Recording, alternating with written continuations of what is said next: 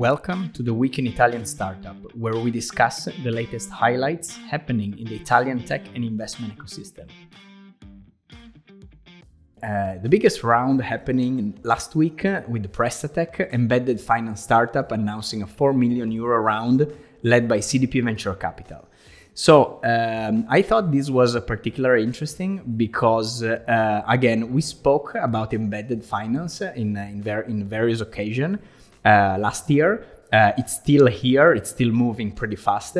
So for people that don't know much, so essentially embedded finance refers to any sort of integration of financial services into some non-financial product or services or SaaS. And the idea is really to create a seamless experience, an integration experience. So anything that allows you to either pay online or have instant lending, that's considered embedded finance. What is interesting about Prestatech is that, first of all, I would say the size of the round is not a small round. It's pretty interesting. It's pretty big, considering the market and considering the Italian volumes. CDP is the lead investor in the round, and also a few early stage holding like Alchimia. Which is an opportunistic sort of investment firm with about 20 startups in portfolio that they've been building over the last, I would say, 4 to 5 years. They're part of the round. So that's a very interesting deal, and that shows confidence in the sector. So definitely fintech and specifically embedded finance is something cool that we start seeing in a lot of platforms. That's definitely like a relevant deal from last week. Yep, I agree with you. You said it all. I think it should be added that the startup is partially Italian, partially German. The headquarters should be in Germany, but most of the team and the founders are Italians. And investors in the round included also a Swiss Merchant Corporation, and that's basically a family office. Swiss Merchant Corporation SA. Good point. Basically a family office. Also Swiss investor joined the round. To give you more flavor. Yeah, one additional element is the rounds. I'm just looking into Crunchbase dataset, and apparently Prestatech did the first round in 2021, raising about 5 million, and then a second round last week about like 4 million. So it's interesting to see how exactly the round are evolving. So they're very close. And even though the classification is different, one is considered like a seed round, this one is a Series A. So what's your take on that? What is the logic? What do you think that shows? Or maybe, it's actually tough to understand how exactly the same size can tell us something. Yeah, well, I agree with you. It's difficult to get to conclusions just by looking at the two numbers. On Crunchbase, no investor is mentioned in the seed round, so we don't know who invested, how the capital was raised. There's just a reference to a news dating back to 2021 when this round was announced, and Prestatech announced the acquisition of Prestatech, an online lending platform. So maybe the financing is somewhat related to this acquisition, so there's some M&A component into it, where probably part of the deal was financed by an external investor. Something like that. Difficult to tell. Awesome point. Right, moving on. eWibe, marketplace for premium wines, raising 250K from Bonsai Ventures. So this I thought was very interesting because eWibe in general is a company that is working with the premium wines and trying to build a marketplace, a liquid marketplace for premium wines, so that actually you can buy and sell and invest in assets like rare wines. And so that is it a signal of people trying to actually put money in some alternative asset, given the market's turmoil, both in public and early stage Series A venture capital? So there's a lot there. There is always some elements there. I can see some signal maybe. Well, that's for sure. With the current technology, the current market, you can basically securitize everything with blockchain or without blockchain, so that doesn't matter. And they believe a lot of people are going after new ways to generate returns, higher returns. Even though I have to say, in a market where interest rates are back to some kind to a high-ish levels, it can be more difficult for this type of alternative assets to actually be attractive and try to generate superior returns where there are more safer assets with good returns anyways. So, I mean, I don't know.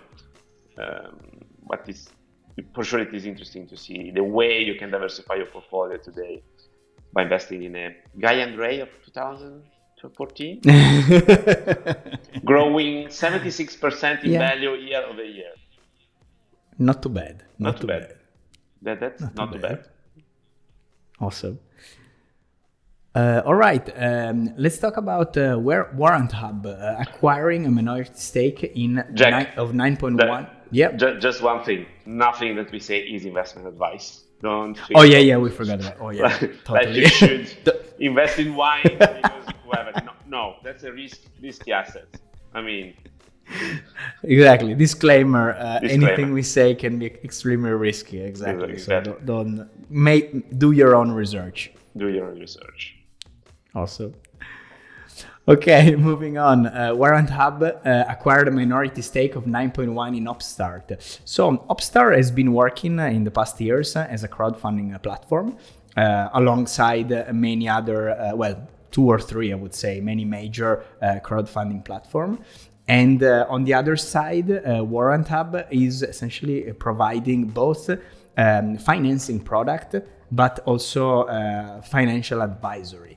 So it's a big group and they've been working on different products. And this, I felt it was a very natural move for them to actually get into the crowdfunding space and the crowd lending space, I would say. So that's definitely a very strategic minority acquisition. Mm-hmm.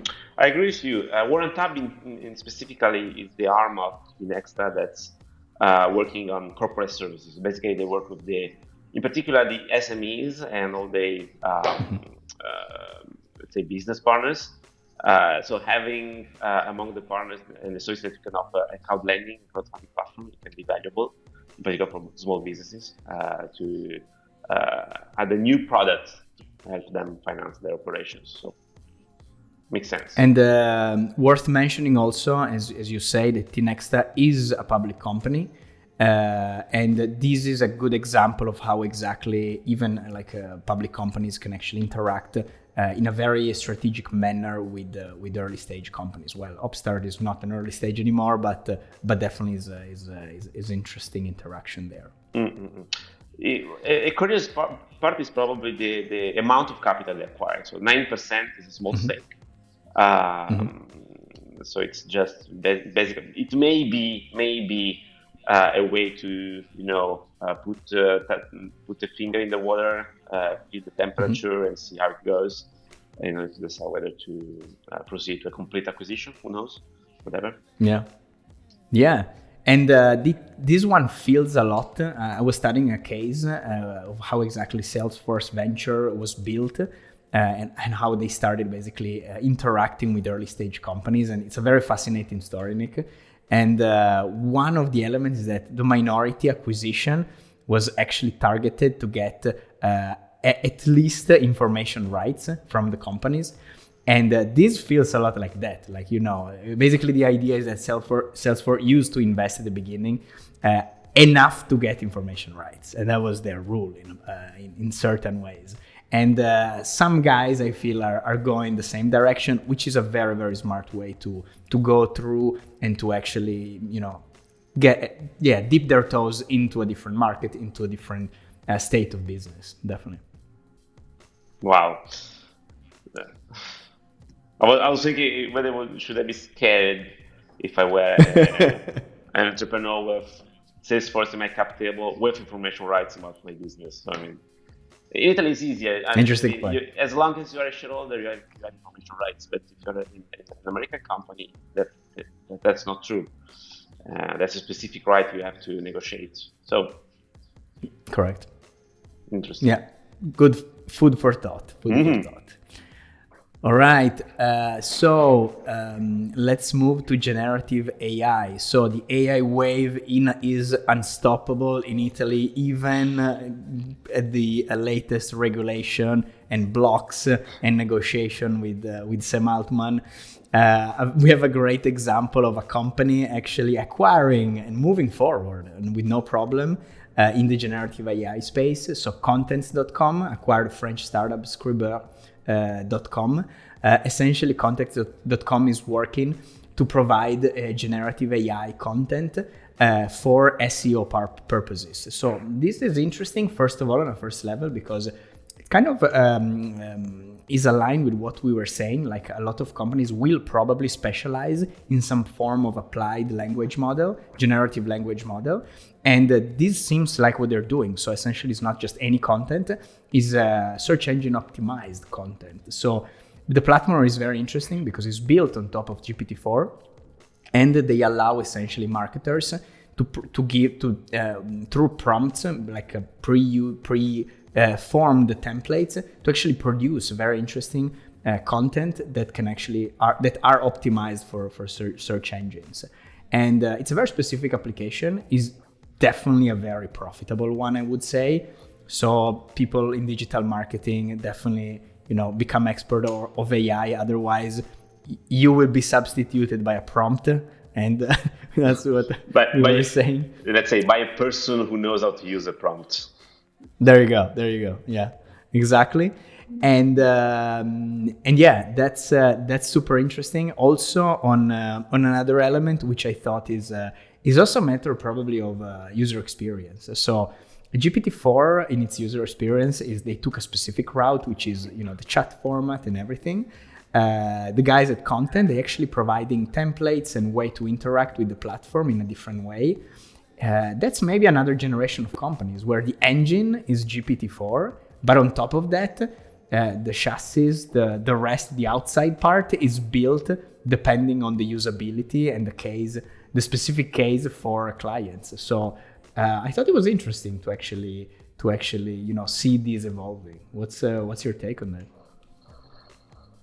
Yeah, I mean, that's you're right. I mean, that's absolutely something that's going to happen. It will happen. It's a bit controversial in terms of where's the moat. So where's the defensible barrier that you're building in this case? I mean, if you take position on the market, maybe you're able to create a superior service based on the data, the interaction with the customer that only you have, or something like that. But otherwise, it is quite dangerous because the next iteration of GPT might be a better copywriter than anything you have done so far, because it's just great point. More powerful, more precise, or whatever. So I mean, great point. It's a fine line to walk, but they're doing well. So kudos to Content.com, but they're growing. The acquisition of Scriber, you pronounce it greatly. Please do it. Thank you, Nick. I appreciate it. Please say it again, really. Scriber. Wow. No, thanks. The data acquisition sounds like a client-based acquisition. I mean, the target is basically in the same market as Content.com, so they decided to acquire them to speed up the go-to-market. And probably in this market, you can find targets. So if you have access to finance, if your business model is running, if you want to expand to a new customer base, in Europe in particular, there are a lot of local players. And I think there are opportunities to expand by acquiring the customer base of your local players that are maybe struggling, maybe not growing as fast as you are. So there are opportunities out there. That's a great point, because from the website, so the French company is essentially an earlier version of Contents.com. So they can do a piece of what actually Contents.com can do. So yeah, that's definitely something worth considering when expanding abroad. And probably also the pricing of acquisition is very favorable right now. So that can be a good strategy in a good time frame. So that's definitely like powerful. For for as long Yeah, as go ahead. VC is a bit frozen, and we talk about it later, I believe. Oh yeah. Many companies have no alternative than considering selling themselves to a bigger acquirer right now. So I mean, there's an opportunity. Yeah. Another element that I found was interesting is how exactly the business models of these kind of companies will evolve. So essentially, we all know that GPT is essentially charging by token and by model. So you choose a model and then there are tokens, there is some calculation about tokens and so on. Contents.com essentially sells credits. So it's interesting to see how the two things align and how the marginality will work in this kind of businesses. So I don't know if at some point, we will have KPIs, new KPIs were invented for SaaS, maybe for on even from the investor perspective, investing in AI and machine learning, new KPIs will come up, which is some form of relating, gross profit per chat. Something like that, exactly. So maybe it's not like too far because GPT-4 might change the business model, the token model might change. Credits, is it the right way? How do you compute it? What is the unit economics? Let's call it unit economics for lack of a better term. But I thought it was interesting to see how exactly they make money essentially. You should make the first move as an influencer on this, like work with ChatGPT to set up, a blog post about the new metrics in the AI world, and there you are. Awesome. All right. No, that's cool. That's absolutely cool. Moving forward, I would say let's talk about some of the reading lists that you mentioned, which I thought were very powerful, particularly. So first of all, let's mention quickly like the Raising Capital in Italy report by Andrea Orlando. Definitely super valuable, definitely like well done. And Andrea Orlando plus the startup Wise Guide team. So it's a big operation, but it's definitely well made. And the good thing is that they really go into the details and they gather data straight from founders. So they have this great practical approach, on the ground approach, very humble, but very solid. So shout out to Andrea for the work. Secondly, let's talk about AngelList. So AngelList issues the first quarter 2023 State of Venture report, which I encourage people to read, and I think there are a few elements there. So there are some good news and bad news. Just to give some I'll give my take, and then Nick, feel free to jump in. So the good news, partially bittersweet good news, is that the average pre-money valuation is kind of holding across different rounds. There is a decrease, of course, of the general pre-money valuation, but it's not as dramatic as it could have been. So there is some holding elements there that are not pushing them too much on the downtrend. And that's, to me, is like a bittersweet kind of, but I mean, I like to be positive. So it's like something is holding there. The other element that unfortunately is a bad news is the level of investment activity, which has been at the lowest level, near to the lowest level. And this is definitely like confirming sort of the cooling off of the VC markets, even in later stage. But with a little parenthesis where basically the report mentions that about 8% of the Q1 early stage investment went into AI. So maybe there is a silver lining there, which is, growing across the year. The conclusion, unfortunately, is sad because essentially the report ends up saying, okay, given the SVB situation, which, by the way, we're the one that would co-write the report with AngelList, and they don't anymore, of course. But despite this element, the people at AngelList were saying, look, 2003 is going to cool off, is going to stay really low key, and we don't have any signal to actually expect a big rebound. And that's the big takeaway. We'll see how it goes. Yeah, despite the hype around AI.